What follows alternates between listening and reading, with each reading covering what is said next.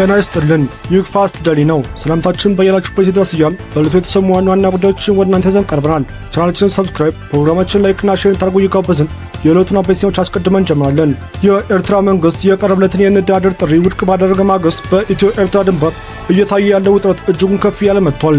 ከህወሓትና ከሌሎችም ታጣቂ ቡድኖች ጋር አንድነት የመሰረተው የአምባገነኑ መንግስት ኢሳያስ የኢትዮጵያ ጦር ወደ ኤርትራ ድንበር እያመራ ባለበት በዚህ ወቅት ወደ ኢትዮጵያ ዘልቆ መግባቱን ማጠናከሩ ተሰምቷል። በዚህ መሃል ደግሞ መከላከያ ወደ ኤርትራ ድንበር እንዲጓዙ በአማራ ክልል አንዳንድ አካባቢዎች የነበሩ አባላቱን ማስወጣቱ በአካባቢው ማህበረሰብ ዘንድ ፍራቻን ፈጥሯል። በአማራ ህዝብ ስም የሚነግር የነፍጥ እንቅስቃሴ በሻዕቢያ እጅ ገብቷል ያለው አብንም መከላከያ ቦታዎቹን መልሶ እንዲቆጣጠር መጠየቁ ተሰምቷል። መከላከያም ለህዝቡ ፍርሃት አፋጣኝ ምላሽ የሰጠ እንደሆነም ተገልጿል። በዝርዝር የምንመለከተው ይሆናል። እስከ ፍጻሜያችን አብራችሁን ቆዩ። የኢትዮጵያ የውጭ ጉዳይ ሚኒስትር ለኤርትራ አቻው ከሰሞኑን ደብዳቤ ጽፎ እንደነበር ይታወሳል።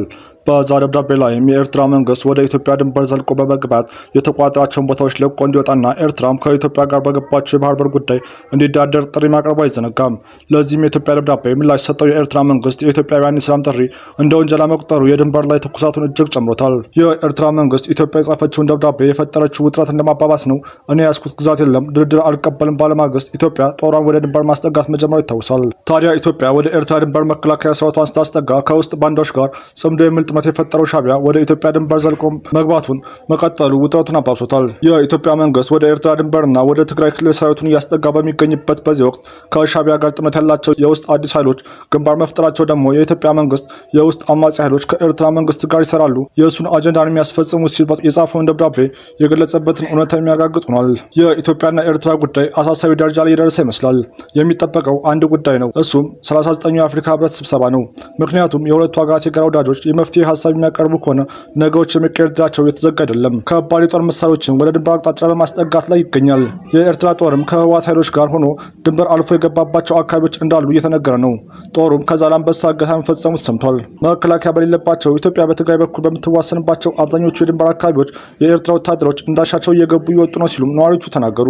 በትግራይ ምስራቃዊ ዛላምበሳ ከተማ የተወሰነ ክፍል በትግራይ ምስራቃዊ ዞን የዛላምበሳ ከተማ የተወሰኑ ክፍል በኤርትራ ወታደሮች ኬላ ተሰርቶ ነው ያለው ሲሉ ነዋሪዎች ተናግረዋል። በትግራይ ምስራቃዊ ዞን የኢሮብ ብሔረሰብ ወረዳ በኤርትራ ሰራዊት ተይዘው የነበሩ ቀበሌዎቹ ተለቀው ትምህርት ተጀምሯል ቢባልም በድንበር አካባቢ መከላከያ ስለሌለ ደህንነቱ አስተማማኝ አይደለም ነው ያሉት ነዋሪዎቹ። በአጠቃላይ የድንበር ቦታዎች ህገወጥ የሰዎች ዝውውር፣ የኮንትሮባንድ ንግድና ሌሎችም የሀገርን ሰላምና ደህንነት የሚጎዱ ወንጀሎች ይፈጸምባቸዋል ተብሏል።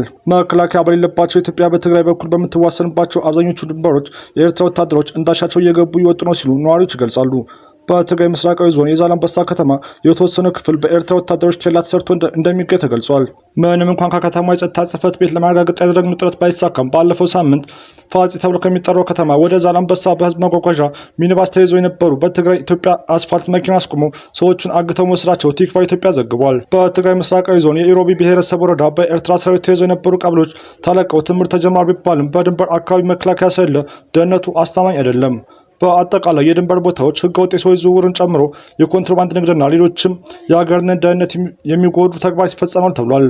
በተመሳሳይ በአሁኑ ሰዓት በአማራ ክልል በአማራ ኃይሎችና በመንግስት መከላከያ ሰራዊት መካከል ያለው ግጭት በዚህ ወር በከፍተኛ ሁኔታ ጨምሯል። በተለይም የመከላከያ ሰራዊት ኃይሉን ከተለያዩ የአማራ ግዛቶች አውጥቶ ወደ ትግራይ ክልል ድንበሮች በማስጠጋትን ተከትሎ የአማራ ኃይሎች ቦታዎችን እንደተቆጣጠሩ ተገልጿል። ይህም የኃይል ክፍተትን በመጠቀም በወረዳና በዞን ከተሞች ዙሪያ ሳይቀር አዳዲስ ግጭቶች መከሰታቸው ተሰምቷል። በተለይም በደብረ ታቦርና በባህር ዳር ዙሪያ አሁንም ድረስ የትጥቅ ግጭት እየተሰሙ ሲሆን መከላከያ ሰራዊት በበኩሉ ተጨማሪ ኃይል ወደ አካባቢዎቹ እያስገባ መሆኑ ታውቋል። በሌላ በኩል በትግራይና በመከላከያ መካከል ያለው ፍጥጫ በድንበር አካባቢ በግልጽ እየታየ ይገኛል።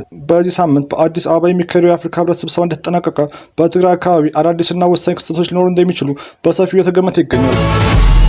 ወደ ቀጣይ መረጃችን ስንሻገር የአማራ ብሔራዊ ንቅናቄ ፓርቲ በአማራ ክልል ውስጥ የሚደረገው እንቅስቃሴ በሌሎች ኃይሎች የተጠለፈ መሆኑን በመግለጽ ፖለቲካዊ መፍትሄ እንዲፈለግ ጥሪ አቅርበዋል። ፓርቲው ባወጣው መግለጫ በክልሉ አንዳንድ አካባቢዎች ግጭት ማገረሸታቸው ዳግም ሰብአዊ ቀውስ የሚዳርግ ሁከት እየተከሰተ ነው ብሏል። አብን በዚሁ መግለጫው እንደየአካባቢዎቹ ባለው ነባራዊ ሁኔታ የተመጠነ የጸጥታ አካላት ስምሪት ያለመኖርና የህግ ማስከበር መላላት የክልሉን ህዝብ ከፍተኛ ዋጋ እያስከፈለው ነው ብሏል።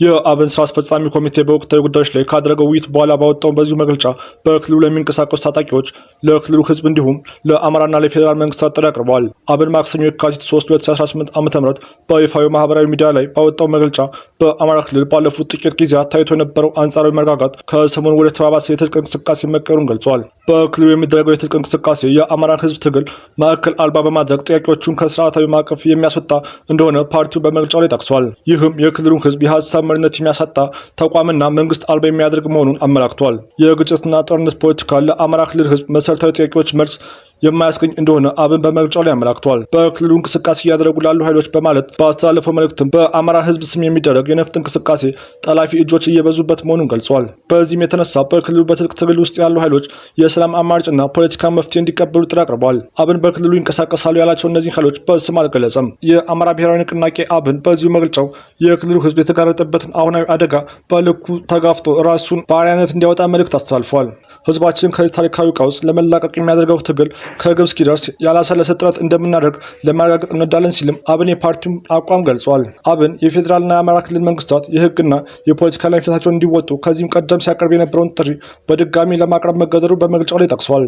የፌዴራልና የክልል መንግስታት ለጉዳዩ ልዩ ትኩረት እንዲሰጡም የጠየቀው አብን ህዝቡም የራሱን ሰላም እንዲያስከብር ተቋማዊ ማብቃት ስራዎችን በማጠናከር ሰብአዊ ደህንነቶችን የመጠበቅ ኃላፊነቶችን እንዲወጣ አሳስቧል። በክልሉ ባለው የጸጥታ ሁኔታ ተዋናይ የሆኑ አካላት ውስጥም ታሪካዊ ጠላቶች ጋር የተሰለፉና በህዝቡ ላይ የማይሽር ክህደት የፈጸሙ ኃይሎች አሉ በማለት አብን ወንጅሏል። በአንጻሩ ከጥራት ጋር ያልተቀደሰ ጋብቻን የተጸየፉ ኃይሎችም እንዳሉ ፓርቲው በመግለጫው ጠቅሷል።